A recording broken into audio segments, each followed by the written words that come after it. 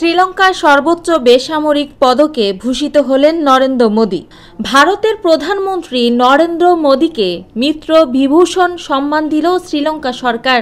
দুই দেশের বন্ধুত্ব আরও গভীর করা আর সাংস্কৃতিক ও আধ্যাত্মিক ঐতিহ্য এগিয়ে নিয়ে যাওয়ায় তার প্রচেষ্টার স্বীকৃতি হিসেবে এই সম্মান দেওয়া হয়েছে। এই নিয়ে এটি নরেন্দ্র মোদির 22তম সর্বোচ্চ নাগরিক সম্মান। বিশ্বমঞ্চে বিশেষ বন্ধুত্বের নিদর্শন হিসেবে এই মিত্র বিভূষণ পদক চালু করেছে শ্রীলঙ্কা। এই পদক ভারতের সঙ্গে শ্রীলঙ্কার সম্পর্কের উষ্ণতা ও গভীরতাকে প্রতিফলিত করে।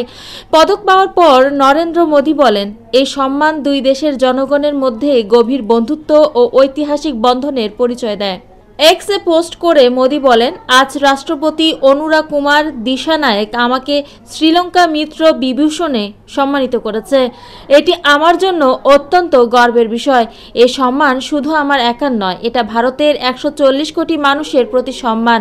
এটা ভারত ও শ্রীলঙ্কার জনগণের মধ্যে গভীর বন্ধুত্ব ও ঐতিহাসিক সম্পর্কের প্রতীক। এই সম্মানের জন্য আমি রাষ্ট্রপতি সরকার ও শ্রীলঙ্কার জনগণের প্রতি আন্তরিক কৃতজ্ঞতা জানাই। শ্রীলঙ্কার প্রেসিডেন্ট দিশানায়েকে বিদেশি রাষ্ট্রপ্রধান হিসেবে মোদিকে সর্বোচ্চ সম্মান মিত্র বিভূষণ প্রদান করেন। দিশানায়েকে বলেন, প্রধানমন্ত্রী মোদি এই সম্মানের যোগ্য।